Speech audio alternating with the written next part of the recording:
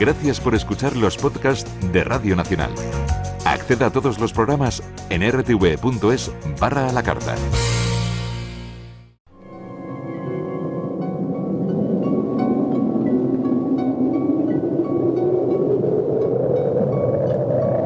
Solo cuando el túnel está en la más absoluta oscuridad es cuando puede volver otra vez la luz.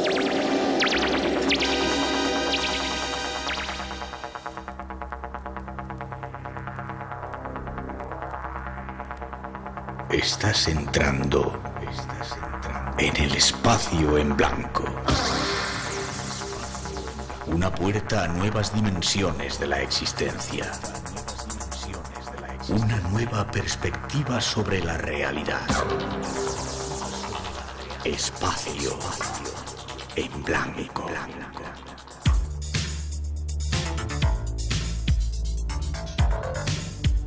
Una producción escrita y dirigida por Miguel Blanco.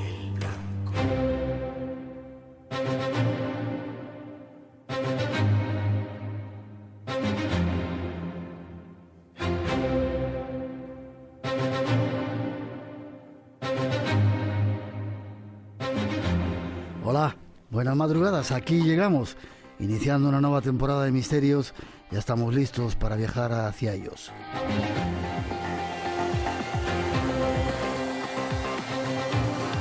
Y como siempre es un placer poder compartir este tiempo con todos vosotros, aquí en vuestra casa, en Radio Nacional, hasta las 4, las 3 en las Islas Canarias, en este nuevo tiempo que comenzamos ya juntos.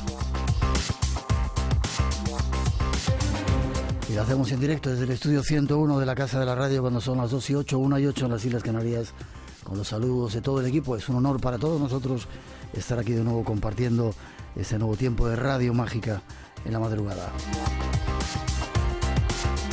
Esta noche en la parte técnica Elena Trapero, Mar Gasca y Rubén de Felipe, que ahora se encarga de nuestro sonido.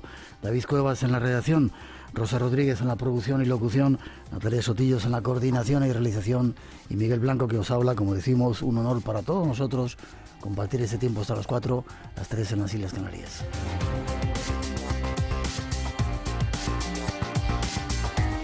Iniciando esta nueva etapa del Espacio en Blanco, este nuevo curso, afrontamos nuevos misterios y van a venir nuevas voces, nuevas secciones, nuevos compañeros que se van a sumar a esta aventura. Los vais a ir descubriendo poco a poco, ya veréis. Y todo ello lo hacemos con una única intención: buscar respuestas a esos misterios del universo que nos preocupan.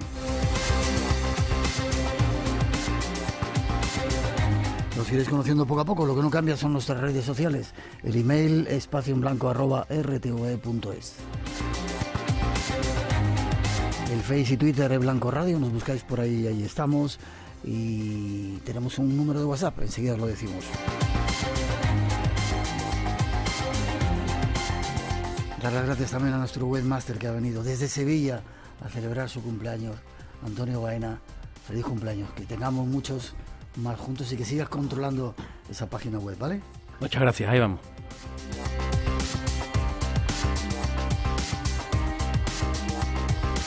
...652-03-5934. Vuelvo a repetir, 652-03-5934, nuestro número de WhatsApp, que controla desde Barcelona también otro de nuestros compañeros.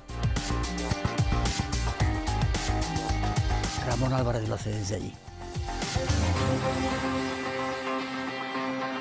Y si ya estáis listos, ahí va un avance de los temas que os hemos preparado por hoy con la intención de que no os los perdáis.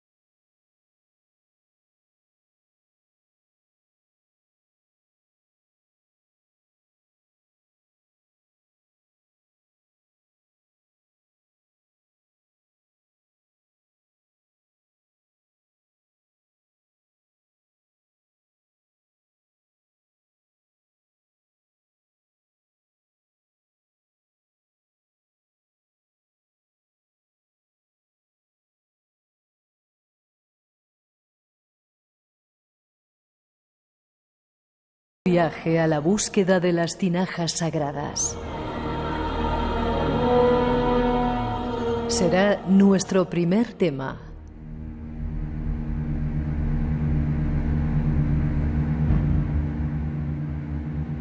Continuaremos dándoos datos de un suceso espeluznante. En el cine lo han llamado Verónica.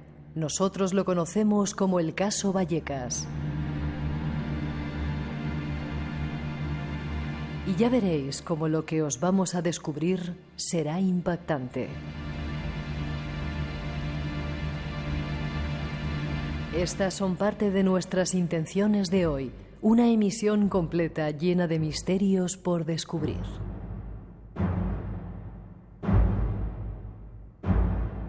Disfrútalos en este espacio en blanco que ya se abre ante ti.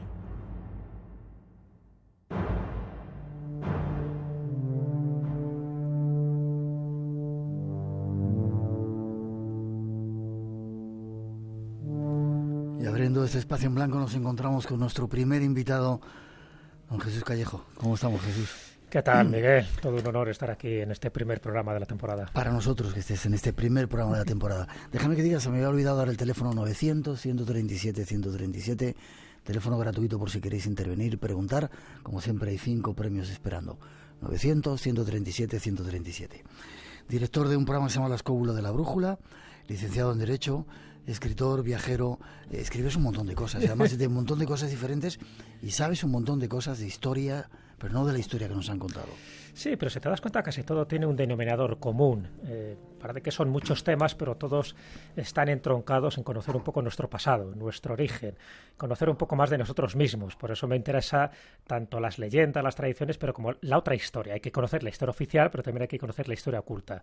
Cuando más profundizas en cualquier tema, te das cuenta de que lo que nos han contado o no es verdad, o le faltan piezas, a veces está tergiversado y otras veces ha desaparecido de una forma interesada. Entonces es bueno saber un poco de dónde venimos, porque a lo mejor así nos enteramos a dónde vamos. Eso es lo que estamos descubriendo últimamente cuando hacemos programas de historia con arqueólogos, con profesores, catedráticos de historia, que un poco van en contra de esa historia oficial que nos han contado, ¿no? Hay mucho por descubrir, hay mucha historia oculta, mucha historia cambiada por intereses, ¿no? Cada vez más gente está comprometida. Cuando me refiero a gente, estoy hablando de estamentos académicos en universidades. Ya no estamos hablando del clásico investigador heterodoxo que da su teoría, sino que dentro de las propias universidades hay como pequeñas guerras intestinas donde unos defienden unas teorías y otros otras. Y eso pasa prácticamente en todos los estamentos. Yo en este libro trato de la parte arqueológica, pero yo sé que se da también en la parte antropológica y, por supuesto, en la historia en general. Pero no hace falta tampoco remontarse muy atrás, porque dices, bueno, cuando hablas de la parte prehistórica, donde no hay registros escritos, pues es más difícil llegar a unas conclusiones válidas. Incluso en épocas tan actuales, como puede ser el siglo XVI, fíjate, alguna vez hemos hablado, ¿no?, del descubrimiento de América. A día de hoy todavía se sigue cuestionando si fue Colón el primero o fue el último que llega. Es decir, con cualquier aspecto que toquemos nos damos cuenta de que hay muchos enigmas por desvelar. La clave está en saber si esos enigmas es porque no se ha estudiado convenientemente, porque no se han datado correctamente, y en la cuestión de la arqueología yo creo que ahí es el quid de la cuestión, y otras veces porque nos han ocultado deliberadamente información. Y si nos lo han ocultado, ¿por qué es? O bien por incompetencia, o bien porque a lo mejor los datos que se daban a conocer públicamente eran bastante inquietantes.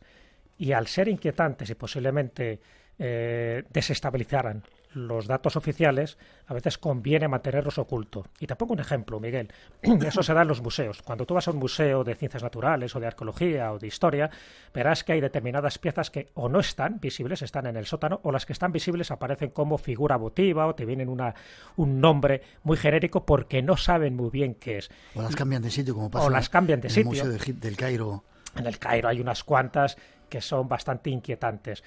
¿Qué ocurre? Que evidentemente serían opar, serían como objetos fuera de tiempo que, como no encajan dentro de ese puzzle arqueológico, pues hay que desplazarlas o hay que dar algún tipo de teoría convencional. Y muchas veces en esa teoría convencional la datación está mal.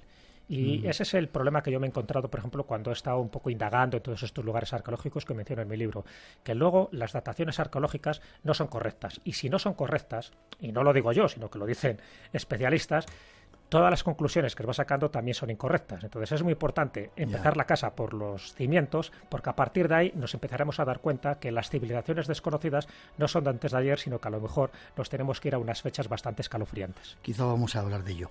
No he dicho que eres autor, entre otros muchos libros, Grandes Misterios de la Arqueología, Viaje al Encuentro de Lugares Sagrados. Hace tiempo que se editó, ¿no?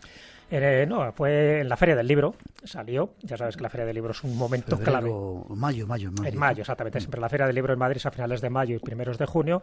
Ahí es cuando ya tuvo la andadura esta pequeña criatura literaria. Vale, pues hoy nos vamos a fijar un poco en ella para viajar a esos lugares de tu mano, lugares que casi todos has visitado tú y que encierran algunos secretos que esta noche vamos a descubrir. 900, 137, 137, nos vamos de viaje.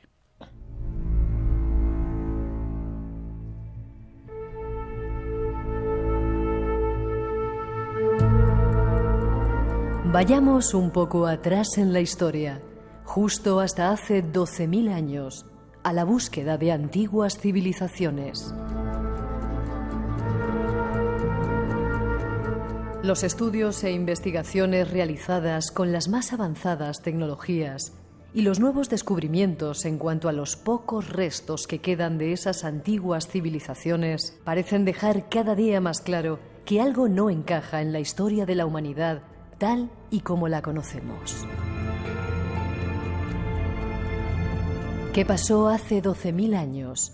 Supuestamente un cataclismo a nivel mundial y, según estudios recientes, podría muy bien haber sido el impacto de un cuerpo celeste contra nuestro planeta. Ese supuesto cataclismo borró las huellas de civilizaciones que podrían haber existido en nuestro planeta hasta ahora desconocidas. Desconocidas, pero con algunas huellas perdidas en nuestro planeta. Tratemos de conocer algo más de historia, de esa olvidada, de esa que no nos cuentan.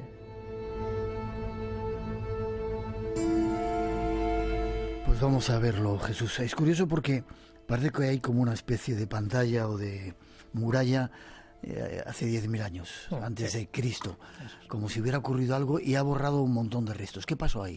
Sí, es verdad. Cuando analizas un poco los mitos, porque es verdad que no es historia, es prehistoria, porque no hay documentos escritos en esa antigüedad, estamos hablando de esos míticos 12.000 años, cuando analizas muchos de los acontecimientos que ocurren en los 12.000 años, sí que te das cuenta de que se dan una serie de constantes. Algo debió ocurrir a nivel planetario, a nivel geológico, que marcó un antes y un después para los Homo sapiens que por entonces vivían. ¿Por qué digo eso? Porque ahí los mitos se encargan de decirnos que empieza una nueva etapa, una nueva era. Efectivamente, es cuando desaparece, por decirlo así, el Paleolítico, empieza el Neolítico, empieza el Holoceno, empieza supuestamente una nueva cultura más basada en la agricultura, ya no son cazadores-recolectores, o sea, algo pasa, pero para que eso pase, ¿que fue una evolución o fue un cambio drástico y climatológico? Efectivamente, los datos van por ahí. ¿Por qué? Lo dicen los astrónomos. Se sabe que, además ya totalmente fehaciente, se sabe que hace 12.800 años hubo un asteroide que impacta contra la Tierra, sobre todo en la zona de Norteamérica, y eso es lo que provoca, como te puedes imaginar, una serie de cambios climatológicos importantes. Por entonces estamos ya al final de la glaciación, de esa cuarta glaciación, pero se producen luego como dos mini eras glaciales. Y una de ellas, que es la que se produce en estos 12.800 años, se produce porque al impactar este meteorito, bueno, pues te puedes imaginar el efecto invernadero que se provoca. Se sabe que hay unos 1.300 años aproximadamente que vuelven a bajar las temperaturas. Ya se estaba produciendo un deshielo general. Al producirse el deshielo general en aquella época, quiere decir que las aguas estaban subiendo. Por entonces estaban 140 metros por debajo. Van subiendo, se produce esa edad, pequeña edad de hielo en ese momento, que es lo que llaman el Trías joven, lo que llaman los geólogos. Y ahí se produce, por una parte, la extinción de 35 mamíferos de la megafauna de entonces, es decir, por ejemplo, el mamut, el megaterio, los mastodontes, el tigre de dientes de sable, todos esos desaparecen. Desaparece incluso la cultura Clovis en Norteamérica, también por efecto de esta mini edad glacial. Y justo después, cuando desaparece ese periodo determinado, y estamos hablando de los 11.600 años, ahí las temperaturas vuelven a subir de una forma radical, es decir, en 10 años suben 15 grados. Eso supone que el nivel del mar sube de una forma espectacular, y ahí es donde se producen, fíjate en esa fecha, esos casi 12.000 años, ahí es donde se producen dos mitos que son reiterados prácticamente en todas las culturas. ¿El diluvio? Uno es el diluvio universal y el otro es la Atlántida. Es decir, un continente que desaparece como consecuencia no del mal uso de la energía atómica, como han dicho en algunas historias, sino por este cambio climático, por esta devastación geológica que obliga a los supervivientes a adaptarse a los nuevos medios. Y los nuevos medios tienen que dejar totalmente su vida anterior para dedicarse a una etapa esplendorosa, floreciente, donde unas culturas desaparecen, y ahora diremos dónde estarían ubicadas, y otras empiezan a emerger. Espacio en Blanco, en Radio Nacional, con Miguel Blanco. Y eso, Jesús, ya son datos históricos corroborados, ya Totalmente. No son leyendas, no son... No, para nada. Ya son datos más que históricos, geológicos y astronómicos. Ajá. Porque esto lo dice la Universidad de Carolina del Sur, esto lo dice determinadas universidades de Ohio. Esto se sabe, por ejemplo, por la presencia de platino, de trozos de platino y de nanodiamantes que solo se pueden dar en esas superficies de la Tierra cuando ha habido una temperatura muy elevada. Estamos hablando de unos 2.200 grados. Para que eso se produzca, y evidentemente no había metalurgia en aquella época, era porque algo impactó contra la Tierra que elevó la temperatura. Entonces, tanto el platino como los nanodiamantes, como las esférulas de carbono, todo esto que se ha encontrado en más de 11 yacimientos arqueológicos en Norteamérica, es lo que hace pensar, por supuesto, a los geólogos que algo ocurrió. El que eso ocurriera, ya te digo, y es un hecho cierto, eso afecta a la población. Mucha población desapareció. La verdad es que la humanidad ha estado a punto de desaparecer en varias ocasiones. Hace 72.000 años también, una explosión del volcán Toba en Sumatra, donde solo quedaron 10.000 personas en todo el mundo. Hace 40.000 años también hubo otro cataclismo geológico y también produjo un salto evolutivo. Es justo cuando el hombre de Neandertal empieza a desaparecer, el Homo sapiens llega a Europa y cuando se empiezan a hacer las primeras pinturas rupestres. Hace 12.000 años hubo también esta especie de hecatombe geológica y que generó la eclosión de varias culturas y el sumergimiento de otras, que serían las Atlántidas. Muchas veces se habla de la Atlántida como algo unitario, pero hay muchas Atlántidas, es decir, hubo muchas culturas, muchas ciudades que estaban en las zonas costeras, que al subir el mar esos 140 metros, te puedes imaginar que quedaron anegadas, que ahora mismo están bajo la superficie marina. Y hace 5.000 años también hubo otro de estos acontecimientos que también marcó un antes y un después, como tú bien sabes, por ejemplo, en Egipto, que empieza en ese 3000 antes de Cristo. Entonces, si sumamos todos estos periodos, nos daremos cuenta que todos ellos coinciden con la muerte, pero a la vez con el renacimiento de ciertas formas de entender el mundo. Lo que pasa que lo que más nos interesa a nosotros son lo que ocurrió hace 12.000 años y lo que ocurrió hace 5.000, porque es lo que tenemos más cerca. Eso quiere decir que ha podido existir civilizaciones quizás altamente desarrolladas que con esa barrera del tiempo que nos ha puesto ahí han desaparecido sus restos, sí, aunque se encuentren algunas huellas. Para mí, sin ninguna duda. Fíjate, sin hablar de esas de las 5.000 años, que alguna vez ya lo hemos comentado, que es donde se desarrollan por las clásicas culturas del Valle del Indo, como Mohenjo-Daro, con Harappa, que se desarrollan en Egipto, que se desarrollan en China, que se desarrollan incluso en Mesoamérica. La cultura de Caral, por ejemplo, en la actual Perú, también tiene esos 3.000 años antes de Cristo de antigüedad. Sí, sin hablar de eso, si nos vamos a 12.000 años, donde hay menos registros, por eso es prehistoria, sin ninguna duda sí que había no solo ciudades, sino civilizaciones muy desarrolladas. Y te pongo un ejemplo que se descubrió relativamente hace poco, que es Göbekli Tepe, en Turquía. Eso quedó sellado como una máquina del tiempo. Hubo actividad durante unos 2.000 años y cuando ocurre este cataclismo, y todas las pistas, fíjate lo que te digo, Miguel, todas las pistas indican que sabía que iba a ocurrir ese cataclismo, lo sabían y lo dejaron registrado en esos pilares en forma de T a través de una serie de símbolos. Entonces, si lo sabían, se fueron preparando para ello. Entonces, ¿qué hicieron? Taparon aquello con tierra para que quedara preservado. Y cuando se ha podido desenterrar, por eso se ha mantenido durante tanto tiempo, cuando se ha desenterrado, nos hemos dado cuenta que aquella cultura que tiene 12.000 años de antigüedad, como mínimo, 12.000 años, no eran cazadores-recolectores. ahí surge la agricultura, ahí surgen los primeros monumentos ceremoniales, ahí surgen los primeros templos. Eso es un santuario, pero además eran viviendas. Es una zona amplísima. ¿Qué quiere decir? Ahí empezaron a domesticar el trigo, se sabe perfectamente. Entonces, cuando más datos sabemos, gracias a las investigaciones de Klaus Schmidt, por ejemplo, del Instituto Arqueológico Alemán, y de tantos otros, te das cuenta que en esos 12.000 años hay que reescribir otra vez la historia, porque eso no es todavía el Neolítico, ahí todavía estamos en esa época donde supuestamente estábamos en las cavernas, estábamos desarrapados e intentando huir del frío. ¿Qué va? En ese lugar, pero no es en ese lugar, sino también en toda la zona de la India, con el famoso puente de Rama, con la historia de Kumari Kandán, de ese continente que supuestamente se sumergió también en esa misma época.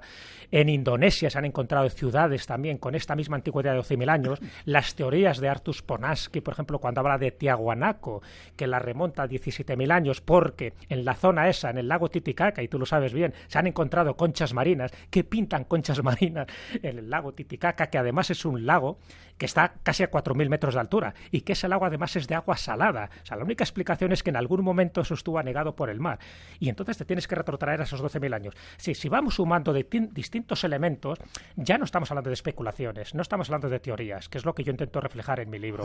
Estamos hablando ya que hay pruebas fehacientes que hace 12.000 años hubo culturas muy desarrolladas que rompen totalmente los esquemas establecidos ahora por lo que se está enseñando tanto en universidades como en colegios, y que evidentemente tendremos que verlo con otra perspectiva. Y te pongo otro ejemplo, Miguel. Hace poco tú y yo estuvimos en Malta. Sabes que además de los enigmas megalíticos y arqueológicos está el de los Karrat. Esos Karrat mueren en el mar. Para que eso ocurriera, esos Karrat que no van precisamente a los templos, mueren en el mar, quiere decir que van hacia sitios sitio, ¿no?, que ahora están sumergidos. Y para que eso esté sumergido por las condiciones geológicas, tuvo que ocurrir hace por lo menos 12.000 años.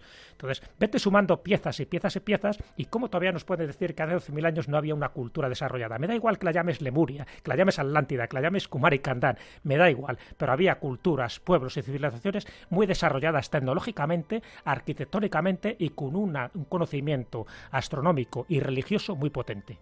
Lo que nos queda por descubrir. 2:29, 1:28, 1:28 en las Islas Canarias. Seguimos adelante viaje. ¿Usted por qué da tanta importancia al alpinismo y a subir? Vivimos subiendo. Es una metáfora de la vida. La vida de César Pérez de Tudela. Nómadas. Si alguien me pregunta cuál es la montaña de las montañas y cuál es tu montaña, yo diría el K2. La obsesión de Edurne Pasaban y el trauma de Chus Lago. Saltó al vacío y siguió rebotando hacia abajo. Bueno, el que ve un accidente semejante, tan indirecto, ¿no?, pues se queda chocado. Coronamos las cumbres del planeta con los mejores montañeros de España. Nómadas, con Álvaro Soto. Arranca la 10ª temporada de Nómadas. Los domingos a las 7 de la mañana es hora de Radio Nacional de España. Tabasco, México, 1862. Unos buscadores de oro desenterraron una piedra colosal que pesaba más de 20 toneladas. 50 años después se descubrieron 16 cabezas más, cada una con un rostro único y nada característico de la gente indígena. Se cree que estas cabezas gigantes fueron esculpidas por una antigua cultura conocida como los Olmecas, pero lo que seguramente resulta más misterioso es que cada uno parece llevar un casco. La cultura madre de Centroamérica fue la de los Olmecas. En antiguas imágenes hechas por los Olmecas podemos ver a seres con casco y túnica ascendiendo. Llevan alas y unos micrófonos delante de la boca. ¿Son las cabezas de sus gobernantes o sacerdotes? ¿O podría tratarse de alienígenas que quisieron retratar?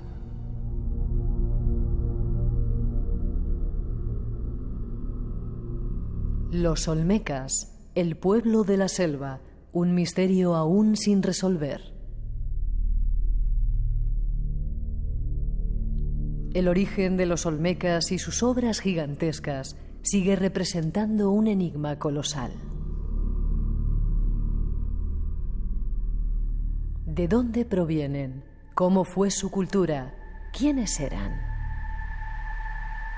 Nuestro invitado nos da algunos datos sobre ellos. primer lugar, Jesús, aclarar, ¿olmecas y toltecas son lo mismo? No, para nada. No. Son culturas totalmente diferentes. Los olmecas son mucho más antiguos. De hecho, se considera que es la civilización madre mesoamericana, no americana, cuidado, porque eso es un error a veces con sentido. Sería mesoamericana, de todas las culturas que han pasado por allí. Yo no estoy de acuerdo que sea la primera cultura, es decir, hay alguna anterior casi seguro, pero es verdad que de ella tenemos muchos más datos. Y los toltecas son muy posteriores.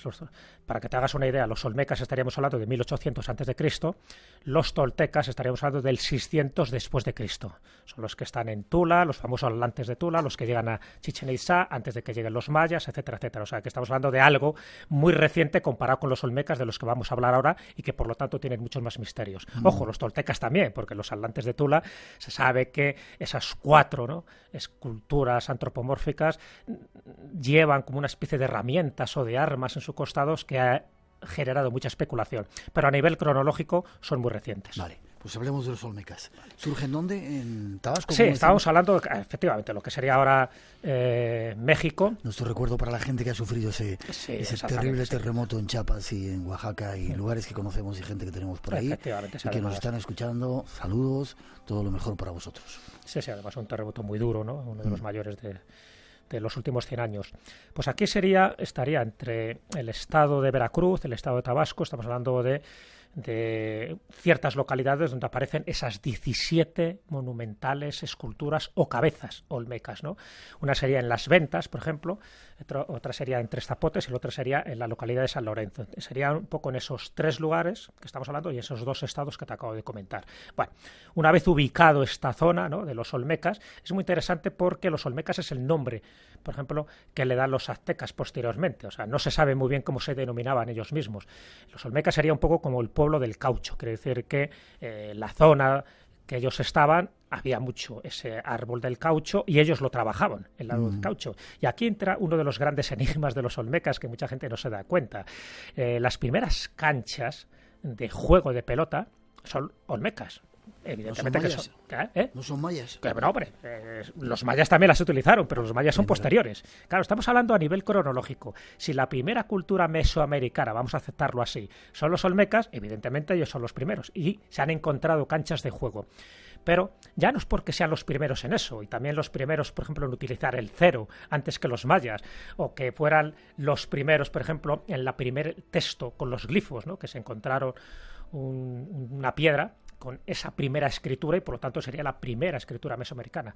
Es que el juego se utiliza una pelota y esa pelota es de goma. Y no es tan fácil hacer una pelota de goma con el caucho extraído porque eso implica un proceso de vulcanización, es decir, un proceso químico que solo en Europa se desarrolló en el siglo XIX. Y aquí estamos hablando de 1800 a.C. O sea, no es tan fácil hacer una pelota de goma para luego jugar. Eso implica también que tenía unos conocimientos astronómicos porque el juego de la pelota, que luego utilizan toltecas y utilizan mayas, sabes que es un juego astronómico. Es decir, de alguna forma la cancha está representando el universo, la pelota estaría representando la Tierra, otros dicen que el Sol, y los jugadores serían un poco, pues eso, los que de alguna forma están haciendo esa especie de tragicomedia cósmica, hasta el punto que comentan que los que perdían eran los que decapitaban. Las cabezas olmecas, una de las interpretaciones que hay, además de los rasgos negroides que tienen, de forma clara, o sea, no genera especulación, son rasgos negroides, lo cual es otro enigma, porque los negros en América vienen a raíz de la colonización americana, cuando llegan los primeros esclavos africanos. ¿Qué pintan ahí negros en esa época donde históricamente no tendría que haberlos? Entonces dicen que serían las cabezas de esos jugadores que eran negros y que de alguna forma representaban el yelmo, el casco que tienen, la protección necesaria para jugar al juego de pelota. O sea que fíjate la cantidad de elementos que van saliendo, además del uso del jade de una forma ritual y funeraria, además de la brújula. La primera brújula, fíjate, se adelantaron 1000 años antes que los chinos. Siempre se habla que los chinos, bueno, en Europa llega muy tarde, llega en el siglo XII, o sea que nada, nos enteramos muy tarde en Europa de la brújula. Los chinos ya la tenían desarrollada mucho antes. Bueno, pues los olmecas se sabe hoy por hoy que ya tenían un sistema muy parecido a la brújula. Es decir, era una hematita, una piedra imantada que estaba colocada encima de un corcho, el corcho encima del agua, y eso te marcaba el norte magnético. que es distinto del norte geográfico. Había 8 grados de diferencia. Bueno, pues los monumentos de la Venta, es decir, una de las grandes localidades de los olmecas, están orientados de norte a sur con una desviación de 8 grados. ¿Por qué? Porque están orientados precisamente al norte magnético. Y eso solo lo podían hacer porque tenían uso y conocimiento de la brújula. Si te gusta el misterio, lo desconocido, tienes una cita con nosotros. De 2 a 4 de la madrugada, del sábado al domingo. Espacio en Blanco, con Miguel Blanco, en Radio Nacional. Y con Jesús Callejo esta noche lo que se aprende. ¿Por qué tenían cada cabeza una fisonomía diferente? Quizá, como decíamos en ese fragmento, quizá un tanto novelado, ¿no? Sí. Extraterrestres, tenían contacto con ellos. ¿Qué significaba esos aparejos que llevaban? Todas las caras eran distintas, lo cual es muy significativo. Quiere decir que no había un molde, no eran iguales. De las 17 que se han encontrado, seguro que había muchas más, ¿no? Hasta el momento solo se han encontrado 17. Todas eran distintas porque estaban representando a personas distintas. Ahí viene la teoría. La teoría es, ¿qué eran? ¿Eran dioses? ¿Eran sumos sacerdotes? ¿Eran estos jugadores de pelota?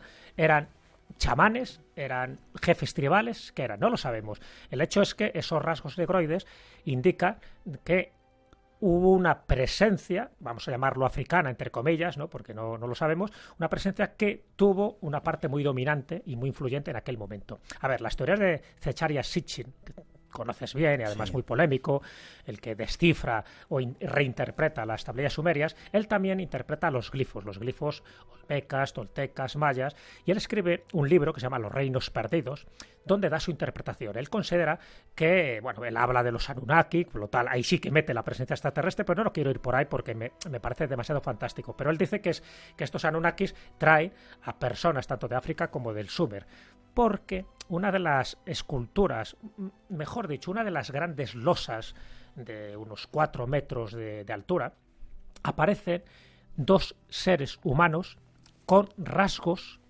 totalmente, vamos a llamarlos como asiáticos. ¿Por qué? Porque tanto la vestimenta como los zapatos, que terminan en una forma puntiaguda, como por sus barbas y su pelo largo, no podían ser originarios de América. Es decir, que pintan esos seres. Uno está muy deteriorado, el otro se ve claramente que son seres barbados.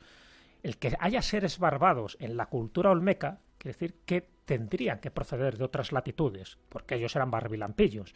Entonces, si juntas los rasgos negroides, que tenían barba, que además se han encontrado en otras localidades, los olmecas tenían predilección un poco por este tipo de personajes que ellos como que veneraban, ¿no? No sabemos si eran sumerios o a saber de dónde eran, pero está claro que no eran autóctonos de la zona. Si eso lo sumas, por ejemplo, en Tiahuanaco se han encontrado por el famoso monolito de Contiki, es un personaje barbado y con vestiduras talares. Es decir, que los barbados eran más frecuentes de lo que nos imaginábamos. Lo que no sabemos, y luego se relacionan con Quetzalcóatl, con Kukulcán, lo que no sabemos es si esos barbados procedían de Europa, procedían de Asia, si tienen que ver con origen mesopotámico, con origen sumerio, o a saber que hay muchas teorías. Lo que sí está claro es que sí había como una especie de influencia multirracial que también se da, por ejemplo, en Tiahuanaco, en el templo de Kalasasaya, donde las cabezas, las famosas cabezas esclavas, todas son distintas, son como genes o etnias muy diferentes. Entonces, algo debió pasar allí en ese momento, y estamos hablando, bueno, Zecharia Sitchin incluso dice que serían muy anteriores, no serían del 1800 a.C., sino él dice que sería del 3000 a.C., con lo cual nos iríamos otra vez a la mítica fecha de los 5000 años. Pero sin entrar, ya te digo, en ese tipo de especulaciones que me parecen demasiado fantasiosas por parte de Sitchin, no es el único que dice que esos restos olmecas podían proceder de esos 5000 años. Y te doy un dato muy significativo y que posiblemente los oyentes desconozcan. Hubo un astronauta muy famoso, que era Gordon Cooper, que era del proyecto Mercury, un astronauta muy famoso que se empeñó en descifrar eso que decía Sitchin. Entonces hace una investigación submarina en el Golfo de México y descubre una serie de artefactos supuestamente pertenecientes a la cultura olmeca que tenían precisamente esa antigüedad, 5000 años. Si fuera verdad, corroboraría la tesis de Sitchin, o quiere decir que si no es olmeca, era de otra cultura anterior a la olmeca, que por lo que fuera, fueron a parar al fondo del mar. Entonces, esos restos precolombinos, alguna cultura pertenece. Gordon Cooper y Zecharia Sitchin pensaba que eran olmecas, pero si no son olmecas, tenemos que retrasar de nuevo la primera cultura mesoamericana. Sea como fuere, de una forma o de otra, todo el misterio que hay alrededor de esas figuras es increíble. Porque si solo fuera eso, fíjate, los juguetes que se han encontrado olmecas que tienen ruedas. ¿Sí? Claro, tienen ruedas y están ahí y se pueden ver en diferentes museos mexicanos. No conocían la rueda oficialmente, entonces ¿por qué a los juguetes les ponen ruedas? Ya hay fotografías. Otro de los misterios. No tiene sentido, ¿no?, que hagas esto si luego no la utilizas para otros menesteres. O sí la utilizaron, pero luego desaparecieron. Y además la piedra que se utilizó, que es una piedra muy dura, una piedra basáltica para las cabezas olmecas, tenía que trasladarlas de una cantera de 100 kilómetros. Tú conoces muy bien aquella zona. Trasladar esas moles 100 kilómetros sí, un poco implicaba complicado. una tecnología, una ingeniería muy avanzada. Conclusión. Los olmecas, yo ahí, por ejemplo, en mi libro describo 13 enigmas, podría describir mucho más, pero pongo 13 enigmas olmecas que a día de hoy siguen siendo un interrogante para los arqueólogos. Bueno, hay muchísimos más, pero claro, los olmecas, que son los primeros que utilizan el calendario de la cuenta larga, que luego, como bien sabes, son los mayas lo que lo popularizan, pero los olmecas ya tienen un calendario de cuenta larga, y ese calendario de cuenta larga empieza en el 3114 a.C. Qué curioso. 2:42, podríamos contar muchas más cosas, pero tenemos que ir a otro lugar. 1:42 en las Islas Canarias. Seguimos viaje, nos vamos a ver la puerta del infierno.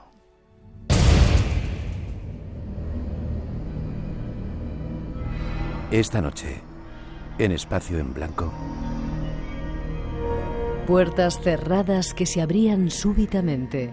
Una mancha marrón que apareció de la nada en un mantel y otra serie de eventos que acabaron formando parte de un informe policial que ha pasado a los anales de la historia para los amantes de lo paranormal al calificar lo sucedido como inexplicable.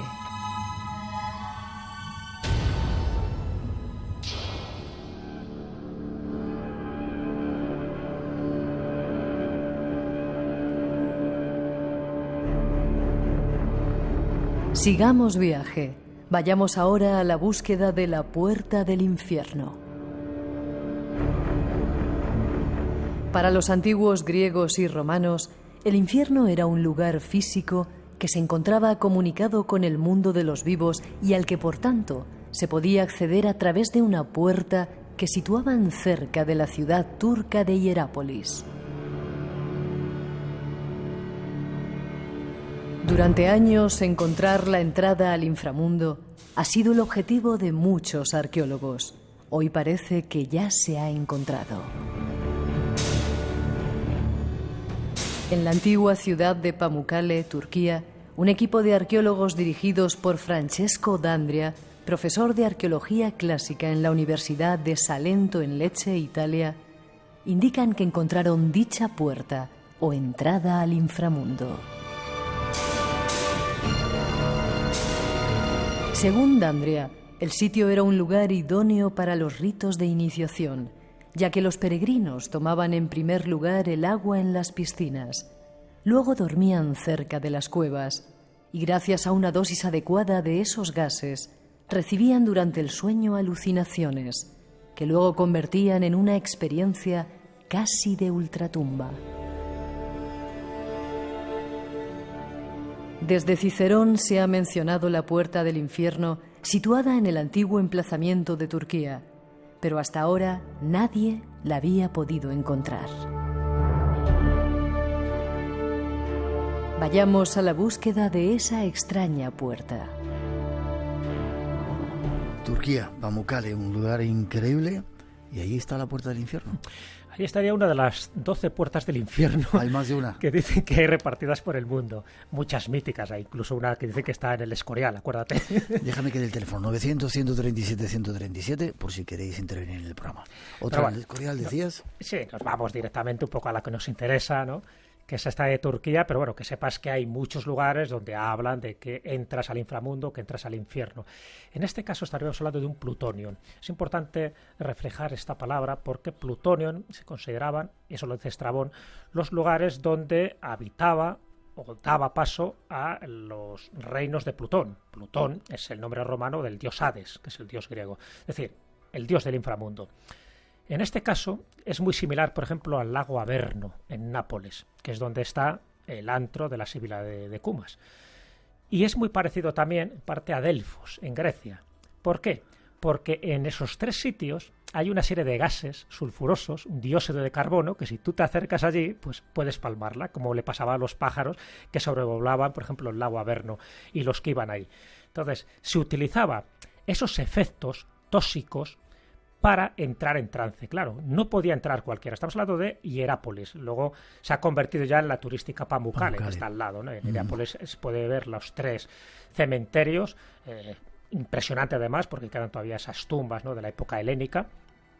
Y ahí es donde estaba esta cueva, que daba lugar al inframundo, que se conocía hace tiempo. O sea, se dio a conocer la noticia en el 2013, pero ya se sabía hace tiempo. Lo que pasa es que no quería que fuera muy conocido, porque si no, algún turista descerebrado seguro que se acercaba por allí, ¿no? Y sigue siendo una zona peligrosa.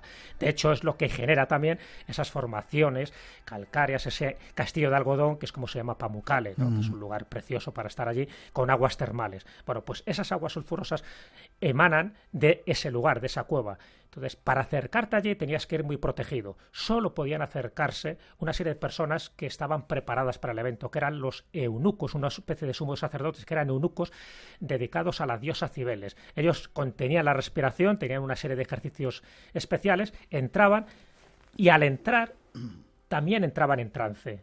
Y al entrar en trance servía para determinar determinados vaticinios, incluso para curar enfermedades de las personas que iban allí. Eso era el plutonio, esa era la puerta del infierno. Es decir, no es que entraras directamente allí, sino sencillamente que estamos hablando de un lugar peligroso, vedado para cualquier persona que quisiera conservar su vida, y que tenía unas propiedades oraculares, como pasaba con Delfos, como pasa con la Sibila de Comas, y muy peligrosas por el dióxido de carbono que se emanaba. De ahí que se dijeran todo tipo de leyendas para prevenir a cualquier insensato que se acercara al lugar. Todavía se puede ver el lugar, ese Pamukkale es un sitio increíblemente bonito, y Hierápolis también es una ciudad, un cementerio muy curioso. Cerca de ahí, brevemente antes de irnos a Asia, están las ciudades subterráneas de la Capadocia. Sí. Qué extraño también eso, ¿verdad? Qué extraño, sí, porque eso también nos entroncaría un poco a lo que te decía al principio.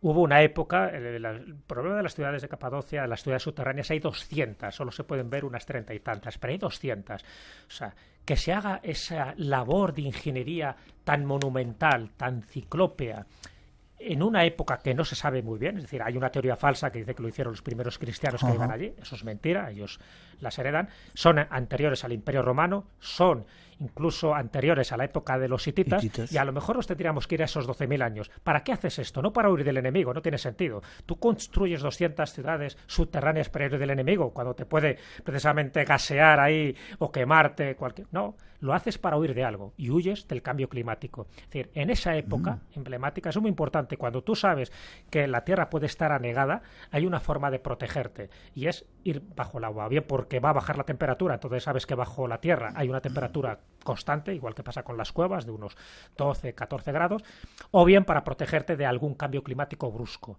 Para mí esa es la explicación que se podría dar a ese gran enigma de las grandes ciudades subterráneas. Yo he visitado 2 y la obra de ingeniería ahí es tremenda.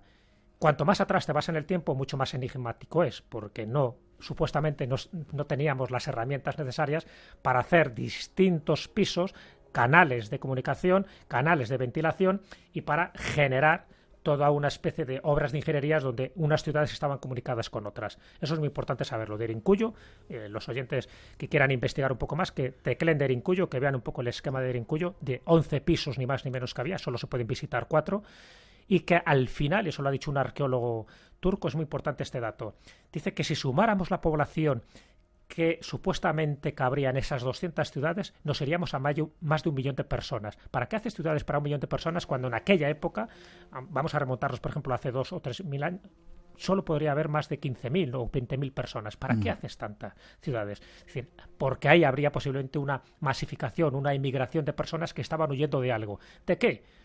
No de un enemigo humano, vamos a llamarlo de un enemigo climatológico muy importante. Los cambios climáticos nos están dando ahora, Miguel. 2:50, 1:50 en las Islas Canarias. Vamos casi a nuestro último destino, que está en Asia. Espacio en Blanco. El lugar donde habita el misterio. Con Miguel Blanco, en Radio Nacional de España. La leyenda continúa.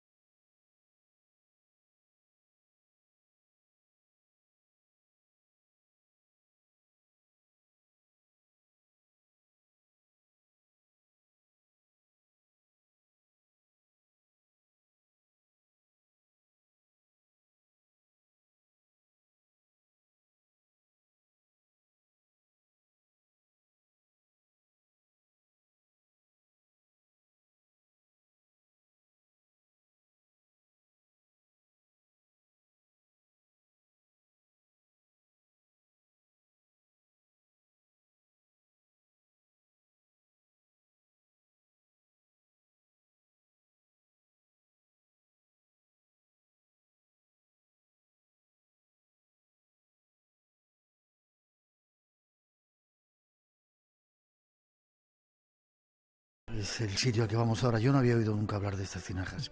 ¿Qué son? Bueno, para mí es uno de los grandes enigmas arqueológicos de este mundo y muy poco conocido, es verdad. Por eso lo he incluido en el libro. Porque si haces un listado de enigmas arqueológicos, pues la gente te hablará mejor pues, de las líneas de Nazca, de las pirámides de Egipto y tal, pero nadie va a referirse a este enigma, que es muy poco conocido. Es uno de los lugares más peligrosos del planeta, fíjate lo que te digo. ¿Por qué? Sí, porque hay todavía muchas bombas de racimo sin explotar. En la época de la guerra de Vietnam, Laos hace frontera, unos 2.000 kilómetros con Vietnam, y bueno, pues el Vietcong pasaba con bastante frecuencia de un lado a otro de la frontera, y lo que hizo el ejército norteamericano fue lanzar bombas y bombas. Bueno, lanzó tantas bombas en Laos, mucho más que todas las bombas que lanzó Estados Unidos en la Segunda Guerra Mundial. Imagínate. Entonces hay más de un 30% de bombas sin explotar. ¿Qué quiere decir? Que es un terreno todavía por explorar.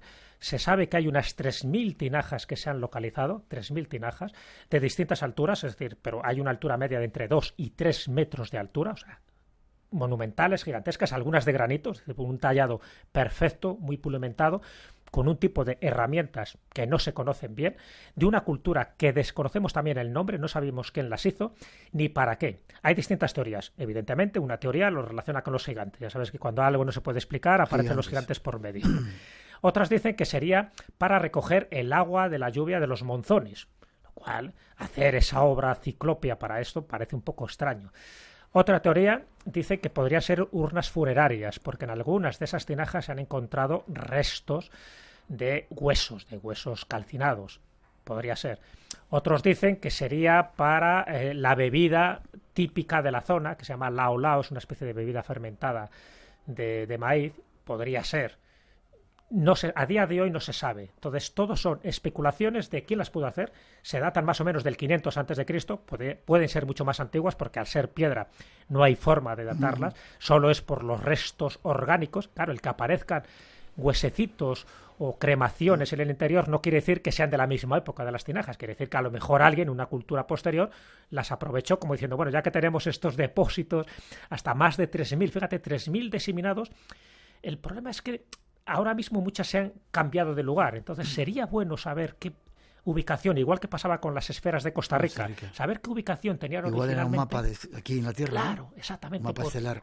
Eso nos indicaría a lo mejor algún tipo de distribución, tú lo has dicho, a lo mejor estelar. Es algo mucho más profundo de lo que nos imaginamos. Pero bueno, hasta el día que eso se puede investigar, porque la zona se limpie de bombas, ya digo, es una zona muy peligrosa, y podamos llegar a alguna conclusión más, el hecho es que no hay ningún otro pueblo, ninguna cultura, ninguna latitud donde haya hecho esta barbaridad de hacer tinajas gigantescas, más de 3.000, con un uso indeterminado. Sean unas funerarias, sea para contener agua, sea para contener un líquido determinado, o sencillamente para marcar posiciones jerárquicas a veces. A día de hoy no lo sabemos. Sigue siendo un misterio insoluble, y me parecía muy interesante reflejarlo en estos grandes misterios de la arqueología.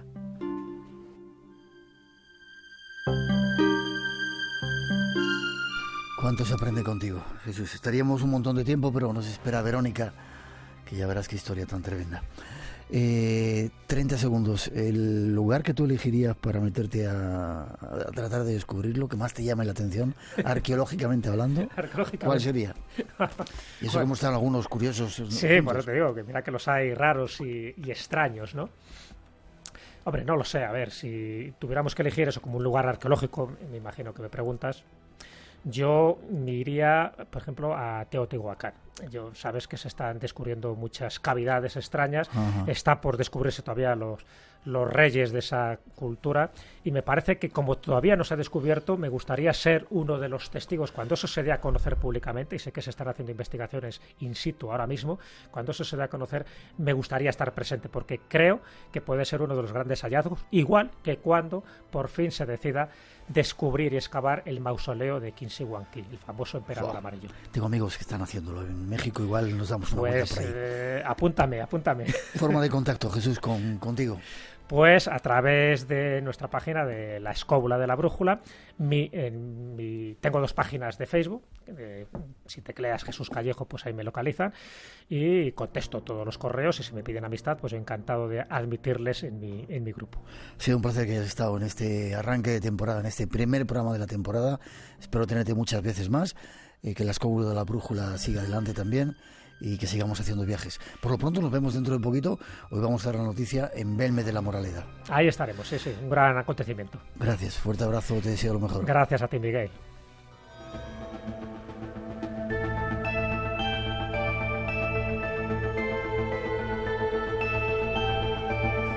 ...137 nuestro teléfono por si queréis intervenir. Hemos de hacer una pausa. Llegan las noticias de las 3, las 2 en las Islas Canarias y enseguida continuamos. Llega Verónica, un tema que nos trae nuestro compañero David Cuevas. Hay una película en la que ha intervenido Televisión Española que está basada en otros hechos. Os vamos a contar ese otro lado. Ya veréis qué curioso. Eso y la próxima salida del Espacio en Blanco, Belme de la Moraleda, el pueblo de las casas de las caras, va a ser nuestro destino. Os lo contaremos también después de las noticias. No os vayáis, que enseguida regresamos. Hay mucho más misterio, mucho más Espacio en Blanco aquí en Radio Nacional.